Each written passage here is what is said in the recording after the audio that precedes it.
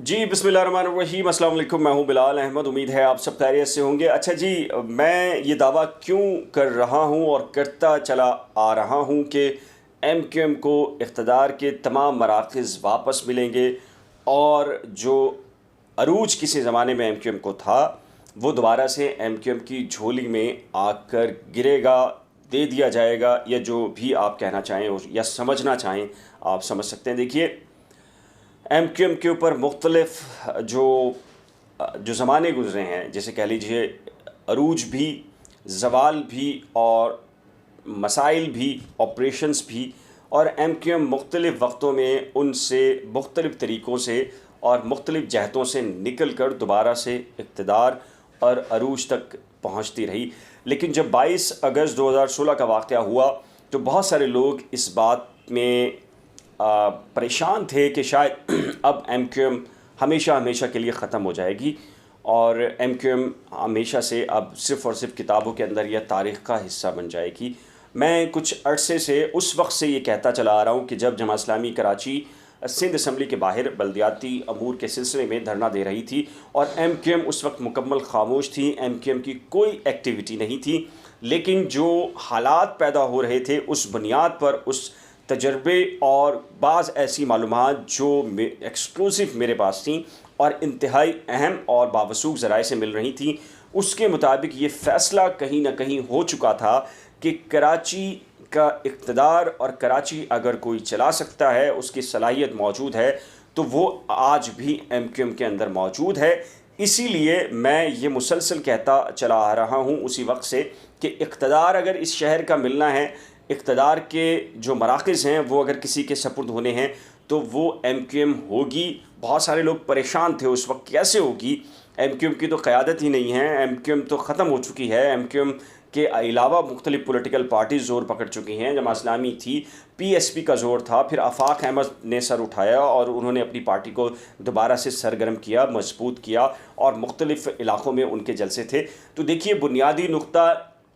अगर ठीक आज से 3 माह पहले का व्लॉग्स, अगर 2 से 3 व्लॉग्स मेरे सुनेंगे जिस पर ये मौजू था कि एमक्यूएम क्यों ज़रूरी है, एमक्यूएम का मुत्तहद होना क्यों ज़रूरी है, अगर 2 से 3 व्लॉग्स अगर उस पसे मंज़र के तनाज़ुर में सुनेंगे तो आपके समझ में आ जाएगा पूरा कि ये चल क्या रहा है। लेकिन इस चलने के दौरान एमक्यूएम को क्या फ़ायदा कब पहुँचना था, ये वो वक्त है जब एमक्यूएम को फ़ायदा पहुँचना था। मैंने ये बताया था अपने व्लॉग्स में कि एमक्यूएम किसी की ज़रूरत है, किसी को एमक्यूएम की ज़रूरत है और एमक्यूएम भी किसी की ज़रूरत है और ये शहर भी किसी पॉलिटिकल पार्टी की इसको भी ज़रूरत है। और शायद वो एक दूसरे के मफाद जमा होते होते होते ये तय पाया था उस वक्त कि एमक्यूएम ही वो वाहिद पॉलिटिकल पार्टी है जिसके जो कराची शहर है वो उसको मैनेज कर सकती है। अदरवाइज़ दीगर जो पॉलिटिकल पार्टीज़ हैं वो मैनेज कर सकती हैं लेकिन बहुत अच्छा रिज़ल्ट फराहम नहीं कर सकती। देखिए, इस वक्त मैं ये क्यों कह रहा हूँ कि इक़्तिदार के मराकज़ पीपल्स पार्टी और नून लीग के पास होंगे तो बड़ा शेयर जो एमक्यूएम का होगा, वो क्यों कह रहा हूँ। देखिए, आसिफ अली ज़रदारी की ये ख्वाहिश है कि वो अपनी ज़िंदगी में बिलावल भुट्टो ज़रदारी को प्राइम मिनिस्टर बना दें। इस मकसद के लिए उन्हें वफाकी इक़्तिदार बनाने के हासिल करने के लिए उन्हें ना सिर्फ पंजाब से बल्कि इसके साथ ही जो शहरी सिंध है वहाँ से भी उन्हें अच्छा खासा वोट बैंक और पॉलिटिकल पार्टीज़ की सपोर्ट दरकार है। इस मकसद के लिए उन्होंने पंजाब में काफ लीग को तैयार किया और परवेज़ इलाही को ऑन बोर्ड लिया है कि आइंदा फ्यूचर के अंदर बिलावल भुट्टो ज़रदारी के मामले के अंदर वो उनको साथ देंगे पीपल्स पार्टी का। और अब आसिफ अली ज़रदारी की ये ख्वाहिश है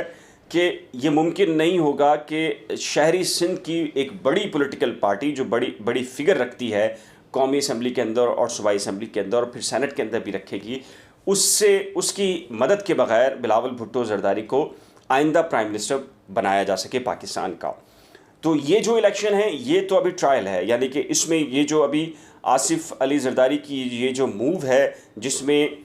शहबाज शरीफ को प्राइम मिनिस्टर ऑफ पाकिस्तान बनाया जा रहा है, ये बुनियादी तौर पर टारगेट नहीं है। ये बुनियादी तौर पर असल टारगेट तक पहुंचने के लिए छोटा सा टारगेट है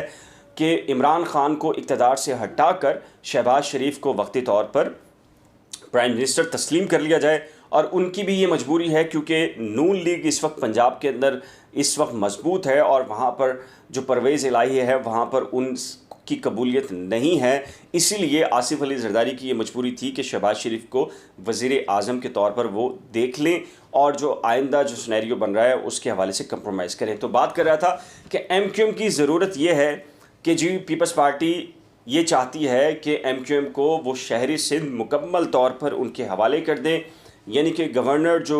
2002 के बाद का सिनेरियो मैं आपको बताता हूँ कि तारीख़ जो सिंध की तारीख़ है वो 2002 के बाद की होने जा रही है। यानी कि जैसे ही जनरल परवेज़ मुशर्रफ ने इक़्तिदार को संभाला तो MQM के ख़िलाफ़ ऑपरेशन हुआ था 99 में नवाज शरीफ ने किया था। फिर जैसे ही इक़्तिदार परवेज़ मुशर्रफ को मिला तो उन्होंने अपना इत्तेहादी बनाया MQM को, तो फिर गवर्नर सिंध दिया गया, कौमी असम्बली दी गई, उनकी नशिस्तें दी गई, सेनेट दी गई और फिर सूबाई असम्बली के अंदर उनको एक अच्छा खासा शेयर दिया गया। तो ये सब कुछ देने के लिए तैयार है पीपल्स पार्टी और आसिफ अली ज़रदारी साहब। और उनका बुनियादी मसला ये नहीं है कि उनसे शहरी सिंध चला जाएगा, उनका बुनियादी टारगेट ये है कि किसी तरीके से उनकी हयात में Bilawal Bhutto Zardari prime minister of Pakistan की कुर्सी पर बैठ जाएँ। इसीलिए मैंने आपको ये भी बताया था कि नून लीग इस पूरी गेम का हिस्सा बनने के लिए तैयार नहीं थी, लेकिन नून लीग को ख़तरा ये था कि अगर वो इस करंट मूवमेंट का हिस्सा नहीं बनती तो आसिफ अली ज़रदारी परवेज़ इलाही से मिलकर पंजाब के अंदर इमरान खान की हुकूमत गिरा देंगे और फिर वहाँ पर एक ऐसी हुकूमत बनाई जाएगी जिसके नतीजे में नून लीग कमज़ोर होगी और परवेज़ इलाही और आसिफ अली ज़रदारी मिलकर आइंदा जो 2023 के इलेक्शन होंगे उसके अंदर एक ऐसा गेम खेलेंगे कि GT रोड जो कि नून लीग का गढ़ है वहाँ से भी नून लीग को नुकसान पहुँचाया जाएगा और ऐसी सूरत में बिलावल भुट्टो ज़रदारी को प्राइम मिनिस्टर ऑफ पाकिस्तान बनाया जाएगा। आपके इल्म में KPK और बलूचिस्तान से आसिफ अली ज़रदारी का अच्छा खासा वोट बैंक पहले से मौजूद है। KPK में ANP उनकी सपोर्टर है आसिफ अली ज़रदारी की। इसी तरीके से मौलाना फजलुर रहमान और इसी तरीके से बाप हों बलूचिस्तान की पॉलिटिकल पार्टी या कॉम्परस वहाँ के या फिर नेशनलिस्ट हैं और इसी के साथ मौलाना फजलुर रहमान का वोट बैंक भी बलूचिस्तान में है। तो इस तरीके से आसिफ अली ज़रदारी की ये ख्वाहिश है कि 2023 के इलेक्शन में वो जहाँ जहाँ उनके मुखालफीन हैं या हामी मौजूद हैं वो सबको उनका शेयर देकर किसी तरीके से बिलावल भुट्टो ज़रदारी को प्राइम मिनिस्टर देखें। और मेरे अंदाजे के मुताबिक आसिफ अली ज़रदारी की ये ज़रूरत थी कि वो MQM को साइड लाइन करने के बजाय MQM को उसका हिस्सा उसी तरीके से वापस करे जैसा MQM के पास मौजूद था। और ये 2002 की तारीख़ है। जैसे परवेज़ मुशर्रफ को MQM की ज़रूरत थी तो MQM को तमाम तर अरूज देना परवेज़ मुशर्रफ की मजबूरी था। तो अब नून लीग हो या आसिफ अली ज़रदारी हो, उनको MQM को इक़्तिदार देना और वो तमाम तर इक़्तिदार के मराकज़ सौंपना उनकी मजबूरी बन चुकी है। और MQM की ये खुशकिस्मती कह लीजिए जो सिनेरियो बन चुका है उसमें MQM ही विनिंग पोजीशन पर है। और आप चंद दिनों के बाद देखेंगे कि MQM के लिए इक़्तिदार के तमाम तर जो दरवाज़े हैं वो खुलते दिखाई देंगे। और भी कई सरप्राइज़ हैं MQM के सिलसिले में, वो भी आपको वक्त आने पर उससे पहले बता दूंगा।